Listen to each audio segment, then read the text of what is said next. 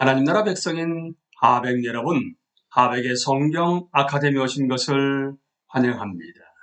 이 시간은 신약을 읽다 56강 시간으로 함께 나눌 주제는 가르침 시대 제1부입니다. 바울은 이방인 회심자들에게 영적으로 교만하지 말 것을 주문합니다. 특히 교회에서 그들의 수가 늘어날 때 더욱 그러해야 합니다. 그들은 커다란 참 감람나무에 덧붙여진 돌 감람나무와 같습니다. 그들은 나무의 뿌리를 거룩히 여기고 복음을 우선 유대인에게 그리고 또한 헬라인에게 선포하기 위해 계속 노력해야 합니다.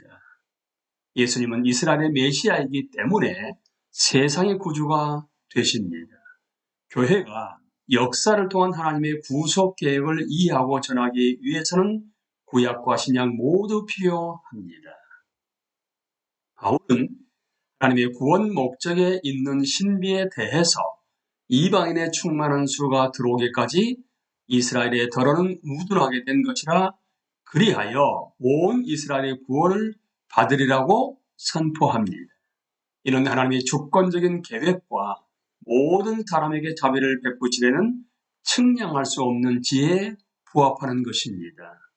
로마서 1장 1장으로부터 11장의 일관적인 신학 담론은 만물이 주에게서 나오고 주로 말미암고 주에게로 돌아갑니다. 그에게 영광이 세세 있을지어다. 아멘.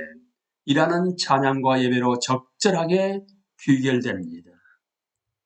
이제 바울은 로마서 12장 1절부터 15장 13절에서 복음이 어떻게 그리스도인 공동체를 형성하는지 설명합니다. 복음의 진리는 복음으로 인한 변화를 낳습니다. 로마서 12장 1절에서 2절은 하나님의 형상으로 만들어진 이들을 극적으로 새로워지게 합니다.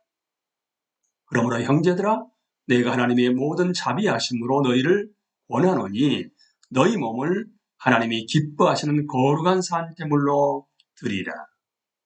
이는 너희가 드릴 영적 예배니라. 너희는 이 세대를 본받지 말고 오직 마음을 새롭게 함으로 변화를 받아 하나님이 선하시고 기뻐하시고 온전하신 뜻이 무엇인지 분별하도록 하라. 공동체의 새로운 생명은 복음으로 드러난 하나님의 자비에 반응하여 성장합니다. 믿는 자들은 예배의 삶으로 하나님께 거룩하여지게 되고 하나님께 속하여 스스로를 산 제사로 하나님께 온전히 드립니다. 이는 그리스도와 아무런 관계가 없던 인간의 상태를 완전하고 철저하게 뒤집는 것입니다.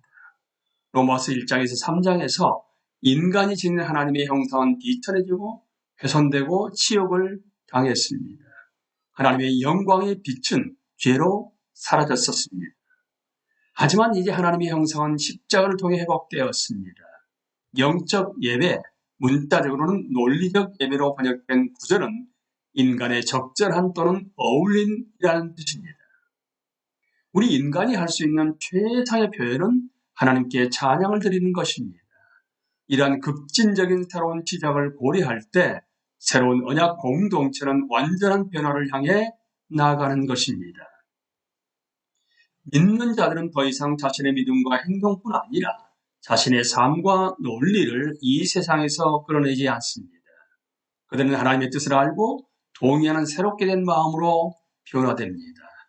그렇게 하여 타락한 인류의 부패한 마음을 대체하게 됩니다.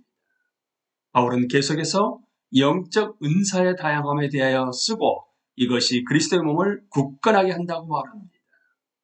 진정한 사랑, 형제의 헌신된 섬김, 기쁨이 넘치는 소망, 끈기 있는 인내, 전념하는 기도, 가난한 사람을 돌봄, 악으로 갚고 싶은 욕구를 끊임없이 거부하는 것 등입니다. 바울은 이러한 성품들이 하나님의 새 창조가 시작되었다는 현실을 알리는 것이라고 봅니다. 그리스도인들은 권세 있는 자를 경외하고 하나님이 세우신 이 땅의 통치자들을 존경함으로 세금을 내야 합니다. 새로운 언약 성도들은 서로를 사랑하여 법을 성취합니다. 이 공동체는 논란의 여지가 있지만 부차적인 문제들에 대해서는 반드시 은혜로 하나됨을 유지해야만 합니다. 바울은 유대인 및 이방인 성도들에게 음식법과 안식일 준수에 대해서는 관대한 자세를 지닐 것을 권합니다. 모든 음식이 정결하다고 납득시킨 후에도 바울은 독자들에게 자신들의 양심을 따라 덕을 세우는 일을 힘쓰라니라고 합니다.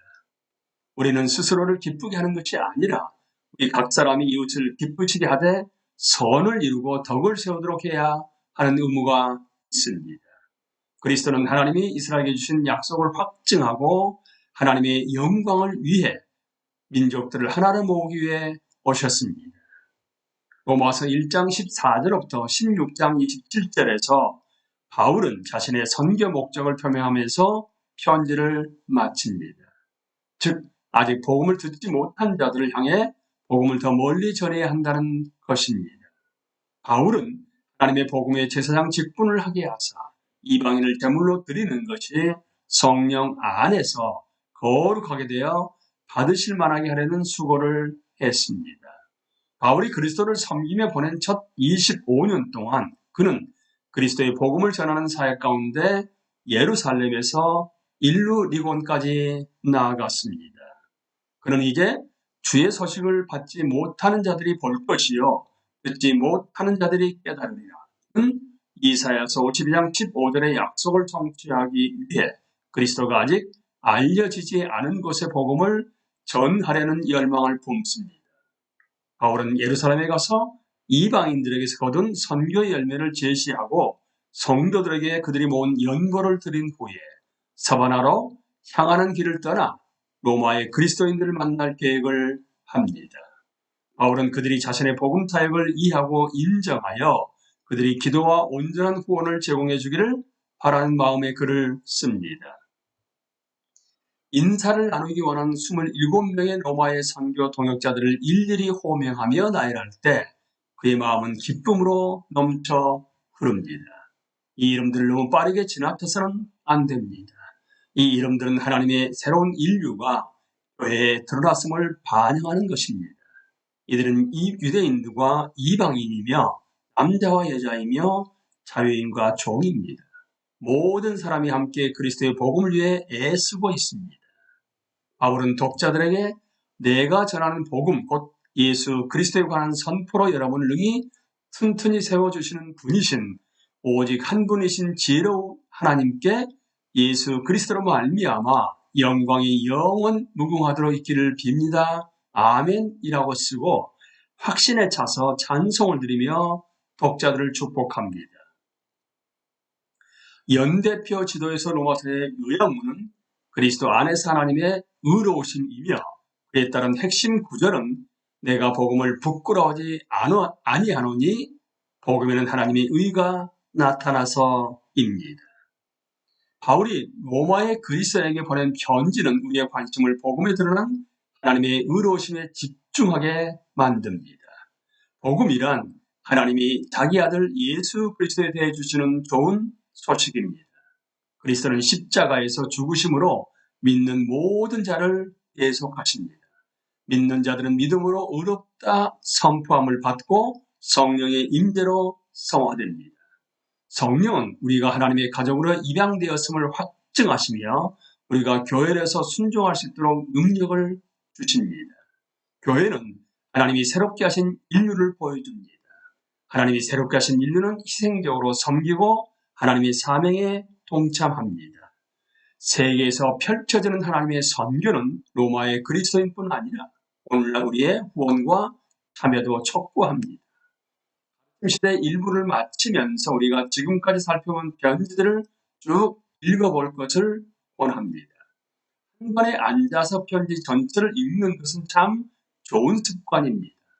또한 연대기 순서에 따라 편지들을 읽어보거나 한 개념이 어떻게 발전하는지를 추적하거나 계속해서 등장하는 주제를 살펴보는 것도 훌륭합니다.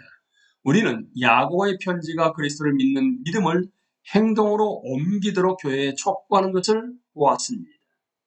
또한 바울이 세 차례 선교 여행을 하면서 쓴 편지들, 즉 갈라디아서 첫 번째 선교 여행, 데살로니가 전후서 두 번째 선교 여행, 고린도 전후서와 로마서 세 번째 선교 여행을 살펴보았습니다. 갈라디아서는 새로 믿게 된 자들에게 그리스도 외에는 다른 복음이 없음을 역설합니다.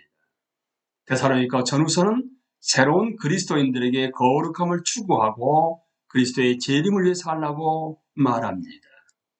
고린도 전후서는 교회 연합을 호소하고 모든 일을 그리스도의 영광을 위해 하라고 촉구하며 제자도에 관한 질문들에 답을 합니다.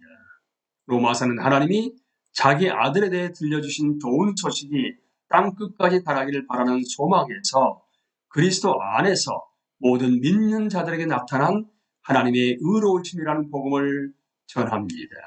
우리는 이 시간에도 가르침 시대 제1부에 대해 함께 나누었습니다. 강의를 마치겠습니다. 감사합니다.